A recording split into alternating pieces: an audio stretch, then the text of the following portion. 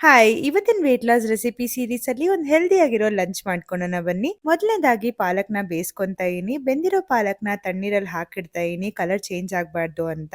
ಬೆಂದಿರೋ ಪಾಲಕ್‌ನ mixie ಜಾರಲ್ಲಿ ಹಾಕಿ ಇದಕ್ಕೆ ಶುಂಠಿ, ಬೆಳ್ಳುಳ್ಳಿ, ಹಸಿಮೆಣಸಿನಕಾಯಿ, ಟೊಮೆಟೊ ಹಾಕಿ ಚೆನ್ನಾಗಿ ರುಬ್ಕೊಂಡು ಒಂದು ಕಡಾಯಲ್ಲಿ ಎಣ್ಣೆ, ಪಲಾವ್ ಎಲೆ, ಚಕ್ಕೆ, ಲವಂಗ, ಜೀರಿಗೆ, ಈರುಳ್ಳಿ ಹಾಕಿ ಚೆನ್ನಾಗಿ ಫ್ರೈ ಮಾಡಿಕೊಂಡು ಇದಕ್ಕೇನೆ ರುಬ್ಕೊಂಡಿರೋ ಪಾಲಕ್‌ನ ಹಾಕಿ ಚೆನ್ನಾಗಿ ಪಾಲಕ್‌ನ ಕುದಿಸ್ಕೊಬೇಕಾಗತ್ತೆ. ಇದು ಚೆನ್ನಾಗಿ ಬೆಂದ ನಂತರ ಇದಕ್ಕೆ ಖಾರದ ಪುಡಿ, ಅರಿಶಿನ, ಜೀರಿಗೆ ಪುಡಿ, ಗರಂ ಮಸಾಲ, ಧನಿಯಾ ಪುಡಿ ಹಾಕಿ ಚೆನ್ನಾಗಿ ಮಿಕ್ಸ್ ಮಾಡ್ಕೊಂಡು ಈ ಮಸಾಲಾನ ಚೆನ್ನಾಗಿ ಬಾಯ್ಲ್ ಮಾಡ್ಕೊಬೇಕಾಗತ್ತೆ. ಮಸಾಲ ಎಷ್ಟು ಚೆನ್ನಾಗಿ ಕುಕ್ ಆಗುತ್ತೋ ಅಷ್ಟೇ ಚೆನ್ನಾಗಿ ಟೇಸ್ಟ್ ಬರುತ್ತೆ.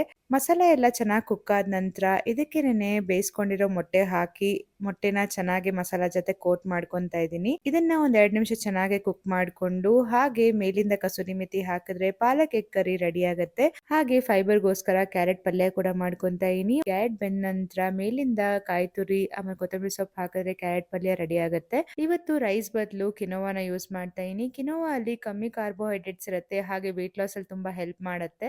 ಸೊ ಇದಾಗಿತ್ತು ಇವತ್ತಿನ ವೇಟ್ ಲಾಸ್ ರೆಸಿಪಿ. ತುಂಬಾ ಬ್ಯಾಲೆನ್ಸ್ಡ್ ಆಗಿರೋ ಲಂಚ್ ಇದು. ಒಂದ್ಸಲ ಟ್ರೈ ಮಾಡಿ ನೋಡಿ. ರೆಸಿಪಿ ಇಷ್ಟ ಆದ್ರೆ ವಿಡಿಯೋಗೆ ಲೈಕ್ ಮಾಡಿ, ಪೇಜ್ ನ ಫಾಲೋ ಮಾಡಿ. ನಾನು ನಿಮ್ಗೆ ಸಿಗ್ತೀನಿ ನೆಕ್ಸ್ಟ್ ವಿಡಿಯೋ ಅಲ್ಲಿ. ಬೈ.